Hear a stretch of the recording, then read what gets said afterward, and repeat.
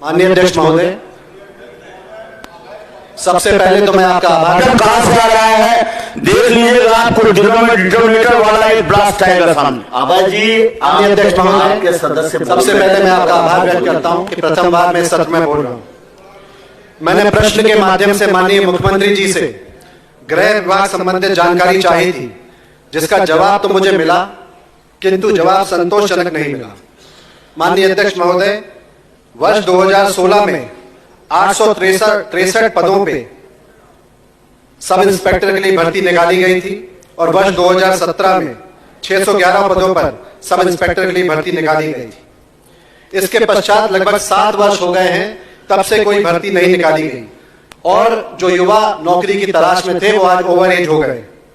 पिछले 3 वर्षों से समाचार पत्र के माध्यम से जानकारी निकलती है, नौजवान तैयारी करते हैं लेकिन भर्ती नहीं निकलती।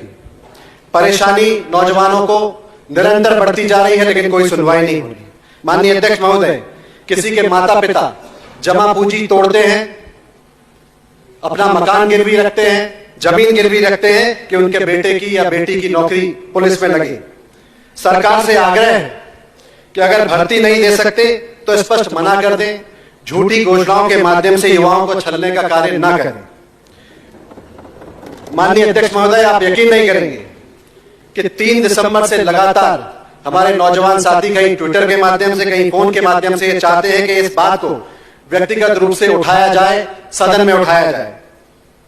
क्या ये सच नहीं है कि प्रदेश में अपराध बढ़ने की वजह कहीं ना कहीं गृह विभाग में पुलिस आरक्षी और एसआई के पद जरूरत से ज्यादा खाली हैं? इस वजह से जी थोड़ा प्रश्न पे आइए प्लीज। मैं यही पूछ रहा हूं, क्या ये सच नहीं है कि प्रदेश में अपराध बढ़ने की वजह गृह विभाग में पुलिस आरक्षी और एसआई के पद जरूरत से ज्यादा खाली है? ये कब भरे जाएंगे? मेरा यह आग्रह है माननीय मुख्यमंत्री जी से। मंत्री जी बोले उसके पूर्व आज सदन की दर्शक दीर्घा में विद्यालय के छात्र भी उपस्थित हैं। ये सब भारत का भविष्य है, ये सदन उनका स्वागत करता है। माननीय मंत्री जी।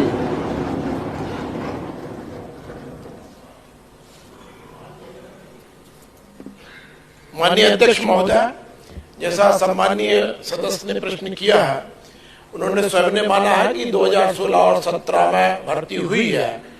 क्योंकि 2018-2019 में चुनावी वर्ष रहे, बाद में 2 वर्ष कोविड में हो गए, इसलिए भर्ती में थोड़ा विलंब हुआ है।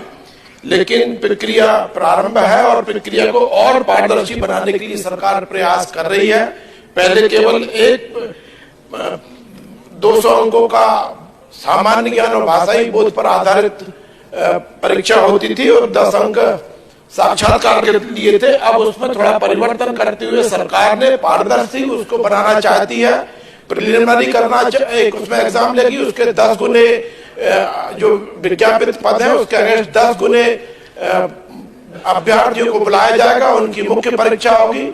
उसके बाद में जो अपने शारीरिक रूप से परीक्षण होते थे उनके अंक जोड़े नहीं जाते थे, लेकिन अब उनके जोड़ना चाहिए, ऐसा सरकार का विचार है। ये विचाराधीन है और शीघ्र प्रचलन में ये सारी व्यवस्था है। जहां तक सम्मानीय सदस्य ने चिंता व्यक्त की है, उसके लिए मैं उन्हें बताना चाहता हूं कि 1599 सहायक उप निरीक्षक कारवार उप निरीक्षक के रूप में काम कर रहे हैं। अतः किसी भी तरह से पुलिस का काम प्रभावित नहीं हो रहा है। धन्यवाद। Nitin ji, second supplementary. माननीय मंत्री जी, मैं आपकी बात से सहमत नहीं। सदस्य का दूसरा पूरा। इंडियन जस्टिस रिपोर्ट के अनुसार राष्ट्रीय स्तर पर 835 लोगों पर 1 पुलिस आरक्षी है, वहीं मध्य प्रदेश में 1051 है। क्या ये आम आदमी के जीवन के साथ खिलवाड़ नहीं है? मैं बुंदेलखंड से आता हूं, पृथ्वीपुर मेरी विधानसभा है। पृथ्वीपुर में ही कल खुलेआम लूट का प्रयास किया गया क्योंकि वहां पे सब इंस्पेक्टर नहीं है। तो मैं अपने यहाँ की स्थिति आपको बयान कर रहा हूं, यही स्थिति हर जगह की है। आज लोग सुरक्षित महसूस नहीं कर रहे हैं और पढ़ लिख कर लोग बेरोजगार हैं। मेरा आपसे केवल इतना ही सवाल है कि आप ये बताएं कि कब तक उक्त पदों पर भर्ती की जाएगी? ये जवाब मैं आपसे चाहता हूं। माननीय मंत्री जी। माननीय अध्यक्ष महोदय, जैसे मैं पूर्व में भी बता चुका हूं, प्रक्रिया का भी मैंने बताया कि पारदर्शी प्रक्रिया करने के लिए पूरा प्रचलन में है व्यवस्था। जैसे ये तय होगा उसके बाद में प्रक्रिया शीघ्र प्रारंभ होगी।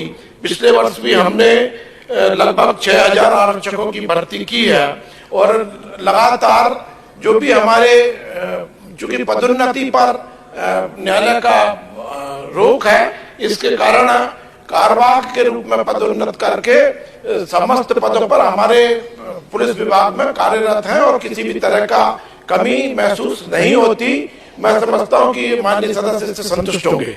लेकिन तब तक जो लोग ओवरएज हो रहे हैं और जो बिगड़ती कानून व्यवस्था है, उसका जिम्मेदार कौन है? नितिन जी अपना सेकंड सप्लीमेंट्री हो गया है, प्लीज। हाँ, बता दें उनका जो सदस्य का प्रश्न था कि ये जो बैकलॉग चल रहा है वो कब तक किया जाएगा, कब तक भर्ती की जाएगी, इसको बता दें। ये प्रक्रिया जो हो रही है वो अपनी जगह पे सारी प्रक्रिया आप कर लो, एक तिथि बता दो कि 4 महीना 6 महीना में ये सारे जो बैकलॉग हैं, जो खाली स्थान पड़े हैं, ये तिथि आप करेंगे। माननीय मंत्री जी। माननीय अध्यक्ष महोदय, मैंने पूर्व में भी बता दिया कि चूंकि पारदर्शिता बनी रहे चयन में, इसके लिए प्रक्रिया प्रचलन में जैसे ही तय होगा ये प्रक्रिया भर्ती करने की प्रक्रिया भी कर ली जाएगी। निश्चित समय बताइए। प्रश्न क्रमांक 7 श्री दिव्यराज सिंह जी। 1 साल 2 साल 3 साल जो भी क्या लगे आप तो निश्चित बता दीजिए।